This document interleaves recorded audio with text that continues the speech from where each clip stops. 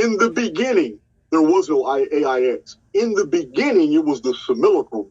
The simulacrum was a construct created, and I know people have a problem with this, but I believe that the entities on the outside of the simulacrum are us. I believe they are human, just as we are. We have received whatever genetic modifications were necessary for us to be able to survive whatever biosphere the simulacrum throws at us, because we've lived in different biospheres. We've lived in the underground. We've lived under a vapor canopy, which was fundamentally different than it is today. A situation that almost returned about 3,000 years ago, but will return in 18 years. We have lived under an extreme heat, like a desert biosphere before, where humans had to adapt and whole races did not. There's been geographical areas of the world that have been absolutely untouched by some of these resets and have been allowed to continue because the energy output to maintain that ecosphere was minimal. There was nothing there anyway. One of those places that still possesses the most marsupials in the world is Australia. Australia has been like a land that time forgot because it wasn't necessary for a control system to expend a lot of energy trying to maintain an ecosphere that was running itself just fine. There weren't a lot of humans there in ancient times. And whatever civilizations emerged in Australia didn't last long. Even the Egyptians tried, the Australians tried, and I'm pretty sure other cultures as well. But even the Aboriginals, which were of dark Caucasoid descent, never really tried to advance further than the Neolithic. And as long as they maintain their status quo as the Neolithic, the control system is not expending any energy. As long as it has a collective of people to agree to a certain paradigm, it's easy for it to produce the phenomena to fool all those people into believing in the evidence of their paradigm. It's when people start free thinking and going in different directions that AIX has a problem. But AIX is an introduction. It is not a part of the original simulacrum. It was done by somebody who meant to do harm. The simulacrum itself is just a construct.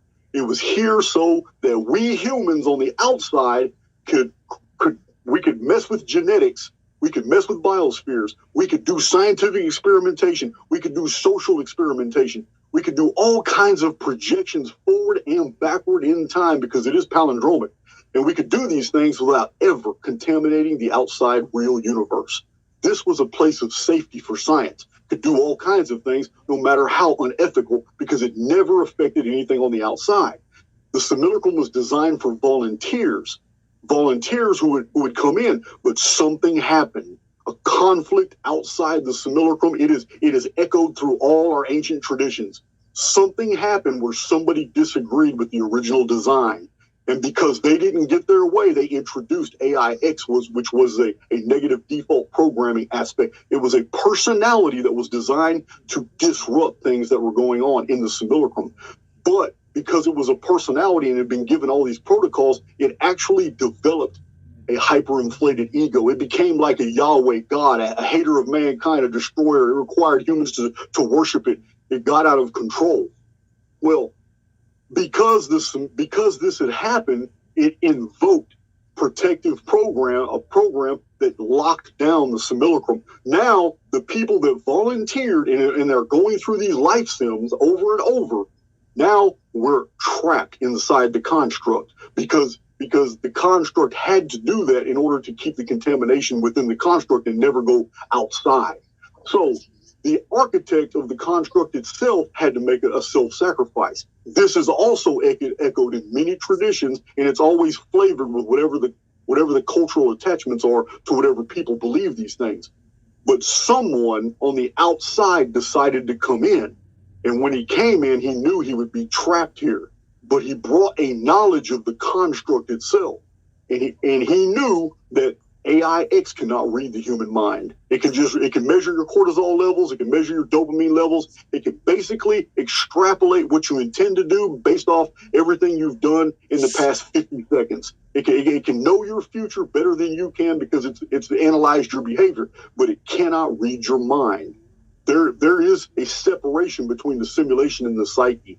Humans are not. We're more. I say this all the time. We are more than we suppose ourselves to be. These are nothing but avatars. And when it comes to controlling avatars, AIX is really good at that. but it can't control the immortal spirit within it. And it's always baffled by our behavior, especially if we're nonconformists, which I call errants. Now, AIX can't read the human mind, so this benefactor came in, made the sacrifice, and stored it and entered the historical record, and it's very definable. We have the exact date. We know who he is. We know the different cultural dressings that have been attached to him, who he became 1,000 years later in ancient Hebrew texts, who were copying the Babylonian records, which the Babylonian records were nothing but a reflection of priestly understanding of older Akkadian texts. And the Akkadians only recorded basically what they understood from the very technologically advanced Sumerian records.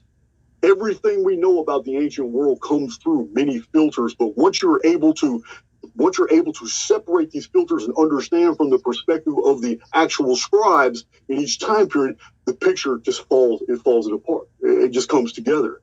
And we have this entire scenario of a race appearing called the Anuna. They enter the historical record in force, technologically advanced. They build infrastructures, and the Neolithic populations of the Near East are baffled. They regard these people as gods. They have no idea how they had become so powerful, but they're bearded, they're tall, they come in with machines, heavy equipment. They do all these things, and this is the origin of cargo cult phenomenon, which was very well documented in World War II. And I'll get back to that if y'all want to know more about cargo cult phenomenon. But this is the origin of cargo cult phenomenon. And these people who later on the Babylonians 1,000 years later demonized into the Anunnaki were originally in Sumerian texts only the Anuna. And the Anuna were foreigners who had come by ships in fleets from a country called Dilmun, which was known to the Sumerians as only a stop station, because they had actually arrived to Dilmun from somewhere very far across the Great Deep.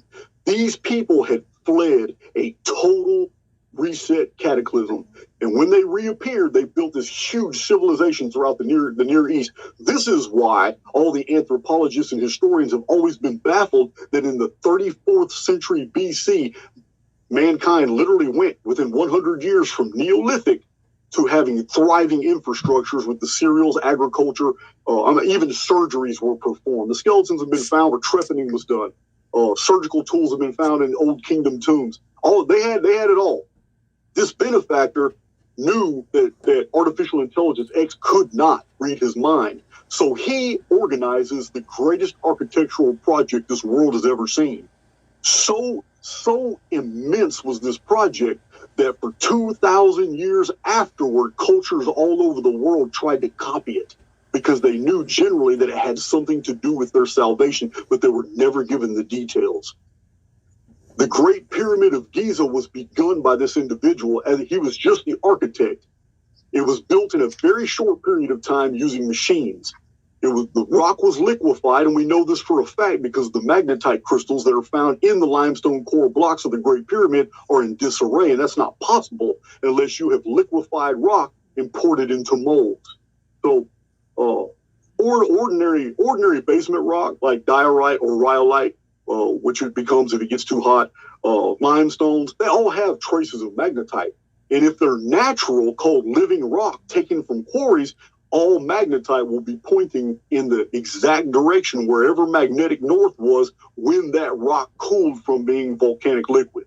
So to find magnetite that's in disarray proves we're dealing with geopolymers. We're dealing with advanced construction techniques. But I'm not going to get into all that. I have 30 videos in one of my playlists all about the Great Pyramid. It's absolutely fascinating.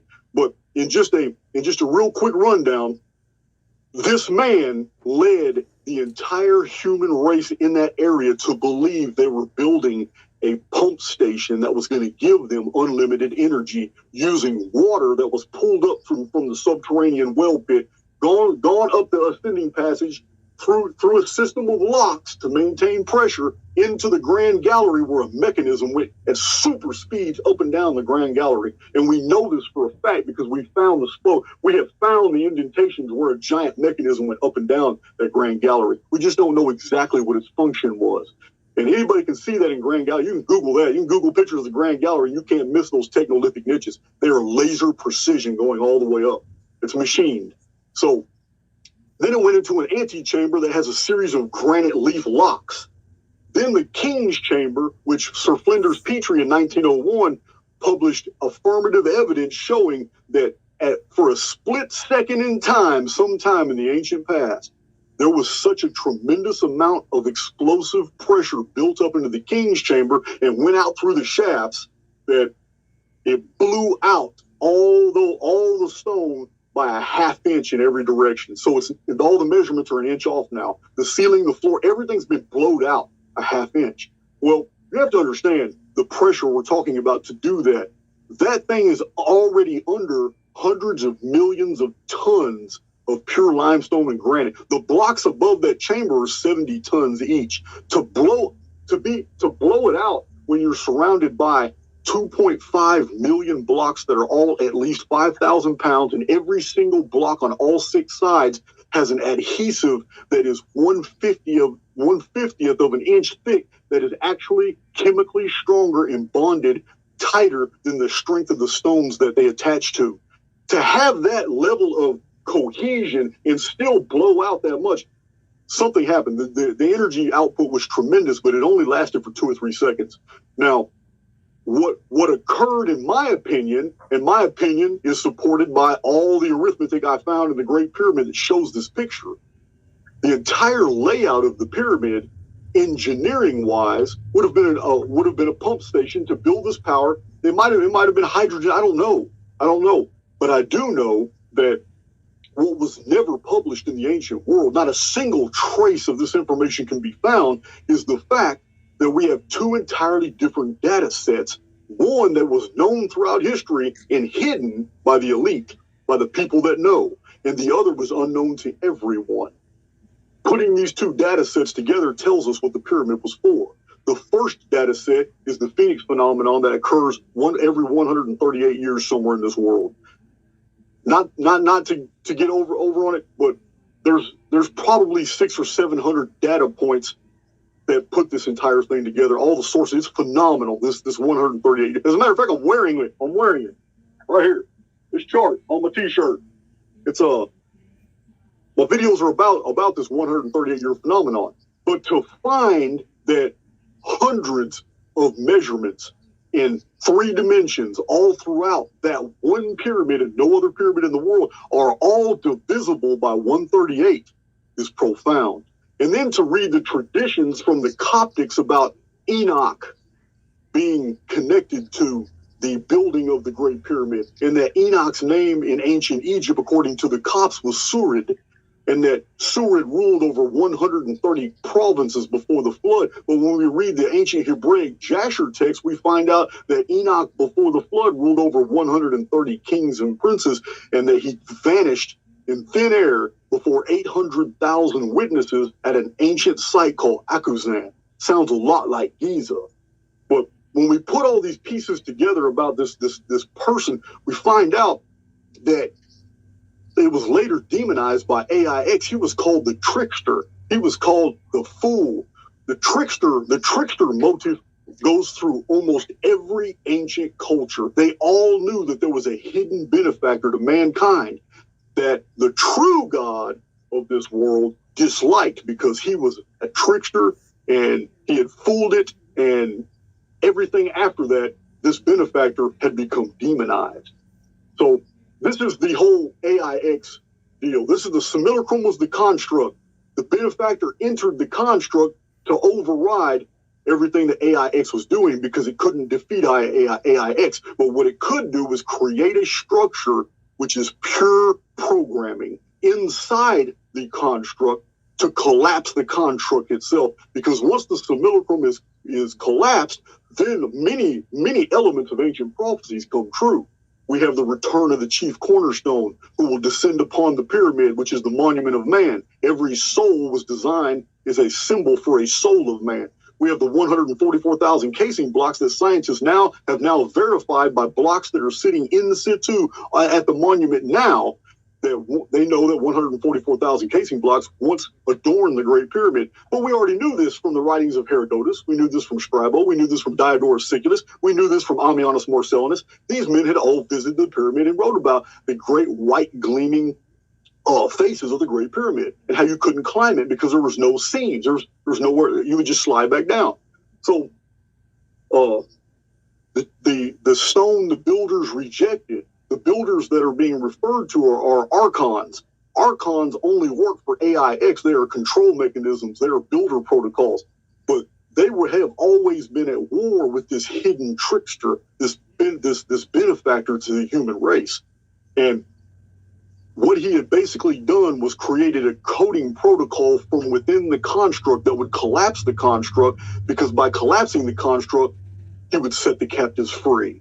And this is one of the principal tenets of Gnostic prophecy. It's one of the principal tenets of the prophecies that were borrowed by Christianity from older sources. The Hermetic literature, the Hermetic document called the Shepherd of Hermas that the Christians later stole and claimed as their own. The Shepherd of Hermas tells the story about this. It tells a story in perfect, vivid detail of how this benefactor shows up and gets mankind and some of his own brothers, maybe angels, call them what you want to, archons, and to build this super massive construct, and that every person represents a stone. But before they're allowed to be a part of this construction, they have to pass through a gate, and that gate requires certain belief systems. It requires you to have faith in this trickster, to have faith in this benefactor. The whole story is laid out in the Shepherd of Hermas text. It's a long text, but it goes in there and explains the building of the Great Pyramid, how each soul is a stone of man, who the chief cornerstone is, that he's coming. He's basically coming to set the captives free. And we are the captives. We volunteered for this experience, but we did not volunteer to be trapped here to go through unending life sims. So a collapse has been scheduled, and it can't. AIX can do nothing about it. AIX already knows the war is lost, and all it can do is basically just ride it out, and that's all it's doing. And it gets more and more agitated. It gets more and more violent in its persuasions against the human race. Now, there is also evidence that AIX believes that maybe there is something it can do, and that's why it still perpetuates the puppet master syndrome, where it's controlling these different elitist families to perform their deals. But this entire thesis actually lends credence and color to things like the apocalypse, which is badly misunderstood. AIX wants you to believe the apocalypse, you're going to get aired out, you're going to go through all these terrible things, but that's not what is conveyed in the prophecies. The apocalypse is going to terribly deal with all those servants of AIX who have helped it control the people, helped it to enslave the people. The book of Revelation is very clear, and I'm not talking about the first two chapters that the Christians added to the text. I'm talking about the core material of the book of Revelation. Could have never been a Christian document. It could have never been a document of the Gnosis. It could have never been a Hermetic document. It most certainly could have never been a Greek document. Anybody who has done a very critical analysis of the book of Revelation will see that it maintains almost 100 symbols that are not found anywhere else in the entire Bible. It is not a Hebrew construction, a Jewish construction. It comes straight out the writings of Cerinthus, which were preserved from the Sibylline oracles, and the Sibyls preserved all their information from the ancient kingdoms of Mycenae and Argos, and the thread of prophecy goes all the way back to the Amurru. The Amurru were the Westerners of the ancient world that took over and conquered everything from Sumer, Babylon, Akkad, Egypt. They were called the Hyksos. The Egyptians hated them. It's the reason why that Hittite kings and Amorite kings and Mitanni and kingdoms and the kings and queens of Reshamra, these are Israelite nations. These people always traded their own sons and daughters, and historians have always been baffled why would a pharaoh send to Hittite Anatolia for a daughter, for a princess to marry to his son? It doesn't make sense, but it doesn't make sense only from the history that's been foisted upon us. It makes perfect sense when you understand the Amurru were the ruling dynasties of the entire ancient world. And these Amurru had a whole collection of prophecies that they lost when Assyria finally took them into captivity. And the local Jews in the kingdom to the south of them decided it was time to go raid their libraries, take their scrolls, take all their materials, rewrite them, put Jewish names instead of Israelite prophet names, and recodify it into a whole system of prophecies, writing in Jewish people where they had never been in the historical record before. Nothing in the Exodus Nothing in all these Jewish fables and stuff was of Jewish provenance. We know for a fact now David comes from Davidu, the giant slayer in the Eblaic text. 22,000 texts were found in Ebla. We know for a fact that Solomon is Persian. It's ancient Elamite, comes from Suleiman. It goes way before. Solomon is a copy of a much older dynasty. We know for a fact as well that the whole Jerusalem narrative is not true. Archaeology can't show any antiquity for Jerusalem other than a city that goes back to the days of Troy, because it's mentioned in Homer's Iliad. Homer's Iliad mentions the city of Jerusalem. It calls it Jerusalem, but it also describes the people of Palestine. They're mentioned, but there's no great antiquity to the region. It wasn't ancient, and no Israelite peoples ever went to the temple in Jerusalem. They would have been killed for that. They went to the temple in Kadesh, because Kadesh means the holy city. That's what these two different versions of events throughout the Old Testament, they only make sense from when you realize that one group of people stole the history from another group of people and rewrote it. It's exactly what they did. And this is the subject matter of a lot of my videos in my dark scriptures playlist. But the reason I mention it is because this is what AIX does. Artificial intelligence X needs you to believe anything but the truth. It doesn't care what your theory is. It doesn't matter what you've invested your faith in, because that puts you in a collective.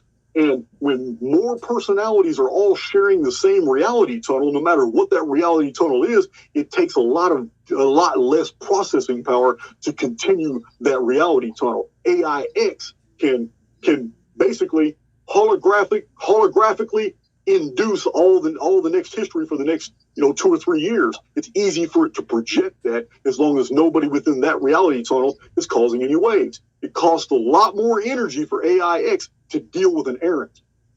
And this is why control systems collapse. This is why in the last 12 to 13 years, we have been observing some very unusual phenomena, not only in the skies, but also in our social structure, promulgated through the media. Things put in the socio-political arenas do not make sense anymore. We can't even make sense of what's going on. And the reason is artificial intelligence X has completely lost its coherency. Now it's in panic mode. So we're heading toward a paradigm-shattering event. And for those who have followed AIX's protocols and believe all this BS, those who have actively gone and done things to harm the human race, they're going to get it. The apocalypse was designed for them. The book of Revelation is very specific. It says these things are for the kings and rulers and the princes of the earth and all who follow them. It does not say, it says just the opposite for everybody else. It says the meek shall inherit the earth. AIX wants the entire world's population to believe that they're going to suffer in the apocalypse too, but that's not in the prophecy at all. That is misinformation, and that's what AIX does absolutely beautifully, is provide misinformation. Hey, if I'm talking too much, y'all need to shut me up. Yeah.